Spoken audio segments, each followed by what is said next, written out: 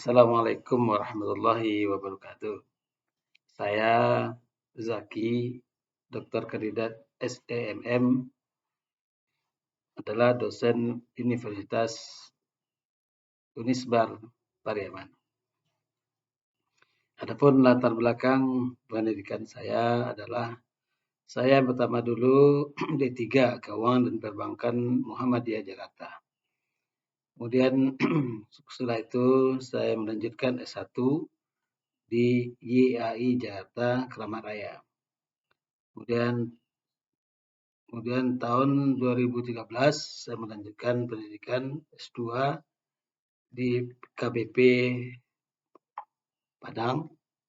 Kemudian setelah itu saya melanjutkan pendidikan saya di Universitas Borobudur Jakarta. Dan sekarang proses disertasi tinggal menunggu sedang kita siapkan proses penyelesaian disertasi di Universitas Borobudur.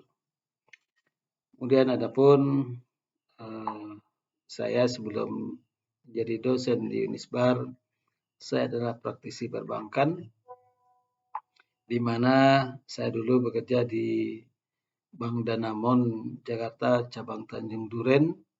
Kemudian tahun 2004 saya bergabung di Bank Papan Sejahtera Jalan daerah Sunan Said Kafling C1 Jakarta. Kemudian tahun 2020 saya hijrah ke Pekanbaru dengan berbagai macam perusahaan yang saya geluti.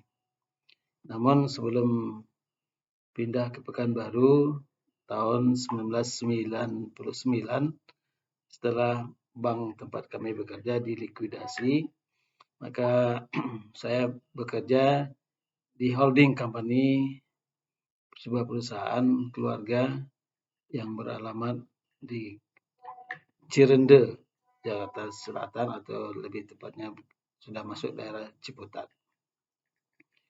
Setelah pindah ke Pekanbaru, saya melanjutkan pekerjaan dengan berbagai macam perusahaan, dan sambil itu juga saya ada kesempatan untuk mengajar di D1 Al-Azhar Pekanbaru.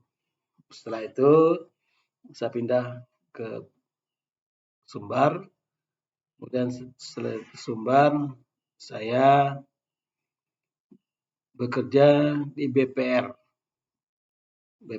Pembangunan Kabupaten Padang Pariaman, dan posisi saya ketika itu adalah kepala bagian. Tak lama setelah itu tahun 2011 saya diminta untuk menjadi direksi di salah satu BPR yang ada di Kota Padang. Tahun 2007 itulah saya bekerja di BPR PKPP dan BPR yang di Kota Padang. Sambil saya juga setiap hari Sabtu dan Minggu, waktu itu masih bisa kuliah di Minggu, saya mengajar di STIE Sumatera Barat. Nah, dahulu namanya adalah STI Sumatera Barat. Kemudian sekarang berubah namanya menjadi Unisbar Sumbar Pariaman, Universitas Sumatera Barat Pariaman. Alhamdulillah sejak tahun 2007 saya bergabung di STIE, kalau sekarang Unisbar, dengan mata kuliah yang dipercayakan pada saya sudah banyak sekali. Di antaranya adalah etika bisnis, manajemen keuangan, kemudian koperasi, kemudian bank dan lembaga keuangan lainnya, dan kemudian ekonomi moneter. Dalam perkuliahan yang saya geluti, tentunya tidak jauh kita berbasis dari RPS yang sudah kita tetapkan. Jadi pengajaran kita di kelas ini berbasis adalah RPS, mengacunya pada RPS. Adapun materi yang sedang saya ajar sekarang adalah ekonomi moneter. Bicara materi ekonomi moneter, tentu kita bicara masalah bagaimana penciptaan uang, kemudian teori-teori yang ada di ekonomi moneter itu sendiri, Keynes dan sebagainya. Kemudian kita bicara juga bank umum, kita bicara juga bank sentral, dan juga kita ajarkan juga perdagangan luar negeri yang berbasis terhadap yang terkait dengan valuta asing, kemudian juga inflasi, kemudian ruang lingkup ekonomi moneter sendiri, kemudian dan banyak lagi hal-hal lain yang kita ajarkan. Nah, metode pengajaran yang saya berikan, saya mengilustrasikan bahwa mahasiswa-mahasiswi saya itu kiranya seperti kalau di bank, dia bekerja di bank. Sehingga dia menikmati sekali memposisikan dirinya sebagai orang bank.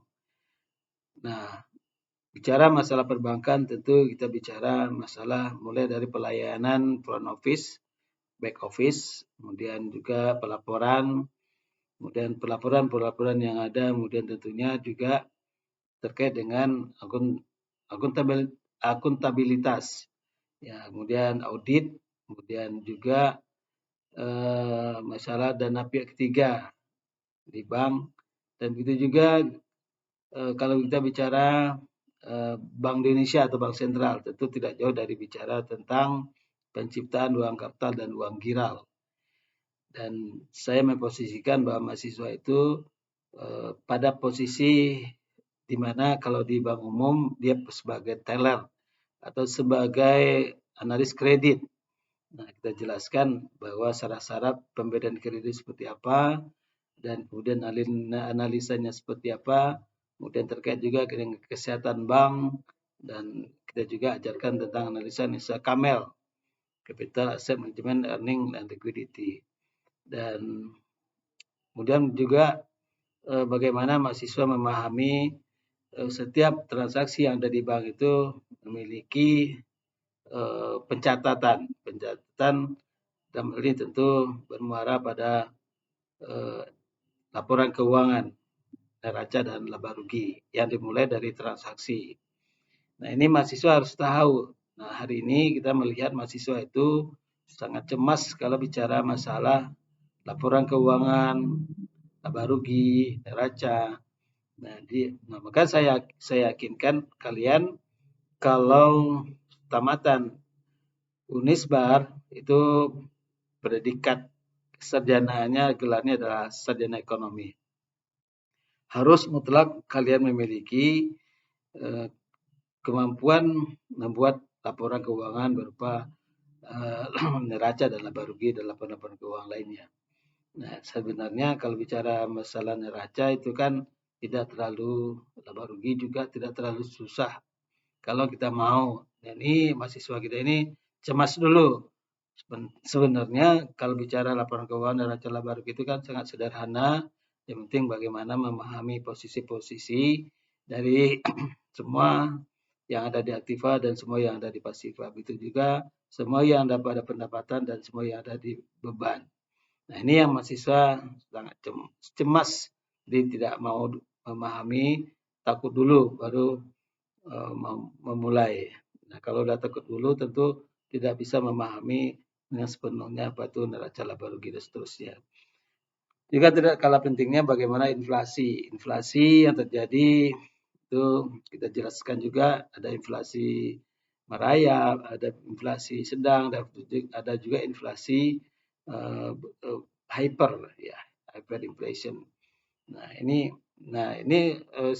kita mengajak mahasiswa merasakan bahwa inflasi yang ada di Indonesia itu apakah sudah terpenuhi dengan syarat-syarat indeks IHK-nya misalnya, dan analisa inflasi lainnya. Jadi untuk mengatakan inflasi tinggi atau rendahnya itu banyak yang harus dibahas. Di antaranya adalah terdapat 744 komoditas, kemudian 45 pasar, kemudian kota dan kabupaten, pasar tradisional dan pasar modern.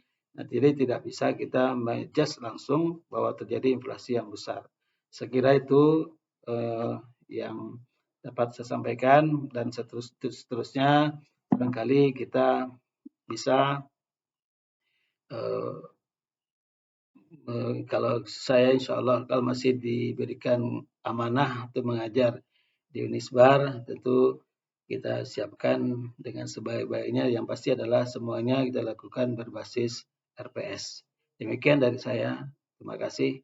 Saya Zaki SMM, Doktor Kandidat. Terima kasih untuk dapat digunakan bahan ini sebagaimana mestinya. Assalamualaikum warahmatullahi wabarakatuh.